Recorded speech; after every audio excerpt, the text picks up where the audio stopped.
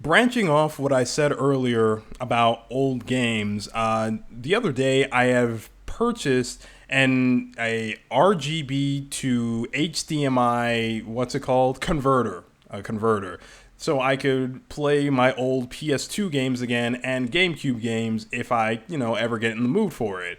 And when I got it, I was kind of disappointed in it, to be quite honest.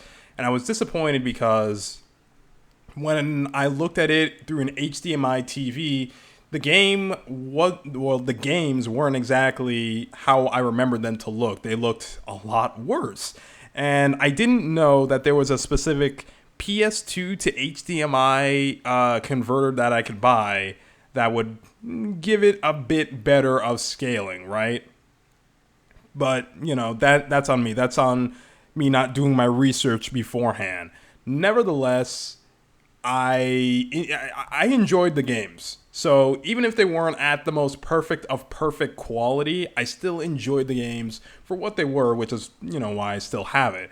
But it did make me very disappointed in the fact that these old games can't look as good as they used to, purely for the fact that the hardware that they were built to be run on is just outdated.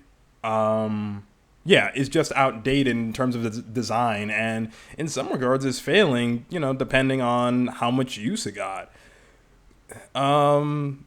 So with that being said, it just kind of, got me thinking on a bunch of different things. And similar to what I mentioned about, the Game Boy Advance and Nintendo Switch Online, it made me start thinking back to those games and how whether it be Game Boy Advance or Nintendo DS, those games are, well, much harder to come by nowadays due to the fact that time has happened.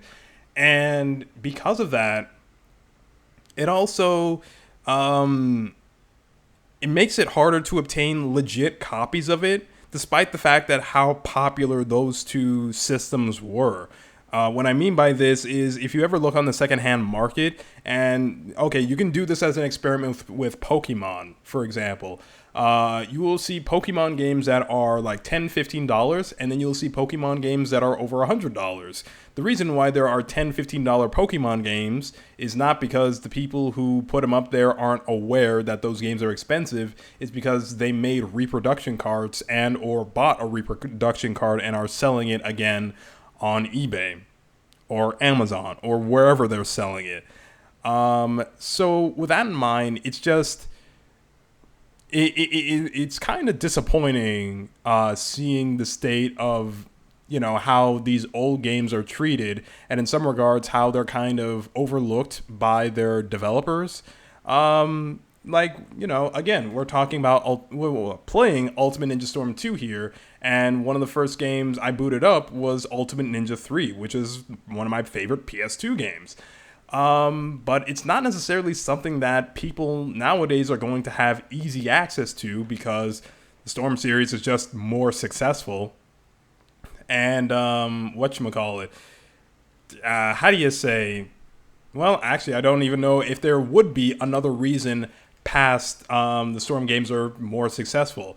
Now, in the case of DS games, you definitely would run into something where the hardware would probably make people adverse into getting into it. I never well, no, I didn't talk about this beforehand, but something like Kingdom Hearts 358 over 2 days is explicitly a 3DS game. And when the Kingdom Hearts collection was brought to Steam and PS4 and what was it again? Xbox. I don't know why I forgot that. One of the complaints that you heard the most about it was the fact that people didn't like the fact that they couldn't play Kingdom Hearts 358 over 2 days. And when back in the day, I didn't really question why the company did it. I kind of just accepted it and moved on from there. But now looking back and, having actually played the game yesterday at the time of this recording, the game is explicitly a 3DS game. Not 3DS game, a DS game. It uses DS models and trying to upscale those to PS4 standards would probably be a lot more work than what it's worth. At least I assume that is. I have no kind of background in video game design for me to actually tell people how easy or how difficult certain things are. But I'm guessing based on the fact that, it was in the second, there are actually two DS games that got that treatment, 358 and Coded. But in terms of what's the word I'm looking for? In terms of the 3DS game, Dream Drop Distance, that was actually ported forward onto the PS4, PS4, Steam, and so on. And I can only assume that the reason it was done like that was because it is more in line with the HD visuals of Kingdom Hearts. And not even while, it's very disappointing, looking back all these years and, wanting to have that kind of experience with a game where, you just play it. Like, imagine playing a video game instead of watching a movie of a video game. It's an entirely different feeling, because there's something about video games that allow you to become more connected to the character on screen, like right here, right now. Naruto versus Sasuke. When I saw this, when I saw this for the first time, this game did a lot to really drive home the bond between Naruto and Sasuke in this fight, and in upcoming Naruto versus Sasuke boss battles. This is something that the manga didn't necessarily do when it showed these two. It kind of it enhanced. How do you say? Because it's been a long time since I read the manga for Naruto, but it basically doubled down on Sasuke's position, right?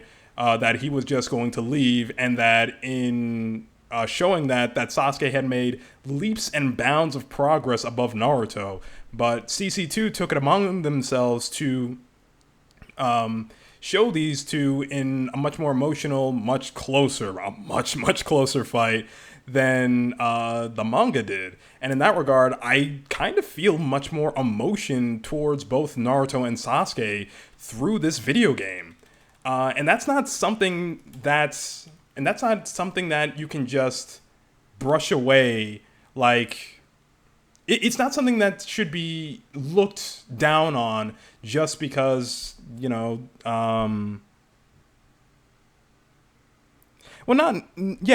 down on because it's not a part of the source material, or looked down on because it's different.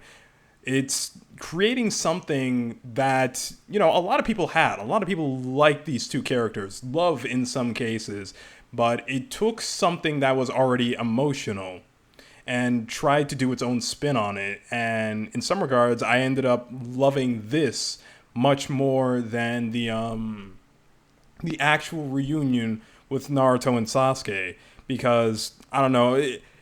It's been a long time since I read Naruto, but I remember being like very disappointed in how far Naruto, like the gap between him and Sasuke got.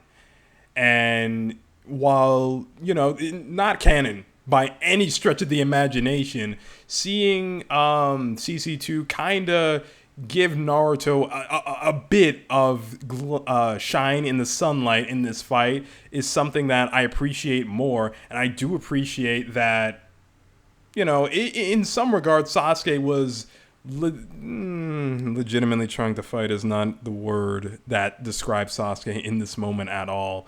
But it is, he definitely did more in this fight in Ultimate Ninja Storm 2 than in Shippuden, which personally I just appreciate much more.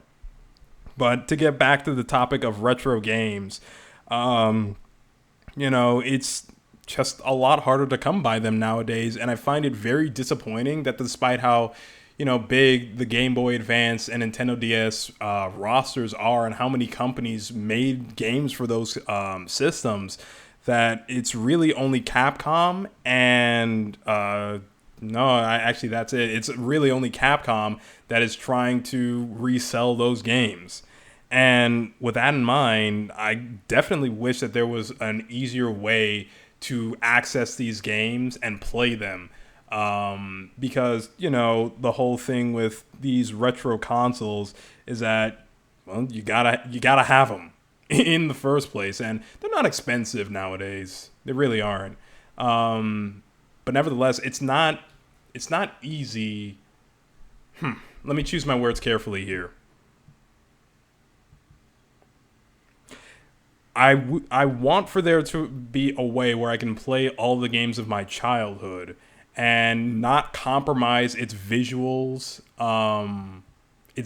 design for the ability to play it on modern hardware. That's what I want. There is ways around that actually. I'm aware, like I said, I'm aware of it now because I had the whole, realization with the PS2 HDMI thing that exists. But nevertheless, I would rather, yeah, no, I'll just say that. I would rather TVs just be made with RGB cables and component cables so I wouldn't have to buy third party stuff in order to get it. Um, or rather, I wouldn't have to buy third party equipment in order to just experience that and potentially be, and I'll just stop there. Yeah, I just rather not be forced to buy third party stuff. And, yeah. Okay, I finally looked down at my notes, and one of the things I saw here, this was funny when it happened, but it's one of those like funny, not funny things because, things are getting old. But I put in a copy of Yu-Gi-Oh! GX, the beginning of Destiny, to like, record some stuff, and to just, play around. And sometime after the recording, went down, the music to the game just started looping, but it only began looping the intro and the intro to the battle theme, and it kept doing that until I turned the game off. So yeah, things are getting old, but like I said, I just rather there be like some kind of museum, or some kind of way for some kind of way to experience all these games without compromising visual design, um, without having to get some kind of third party equipment in there. Um, so yeah, that there were not necessarily a game design kind of thing, just me, going on about how things have changed in the past couple of years. And yeah, I'm not exactly sure what I should title this, but whatever. Those are my thoughts on retro gaming.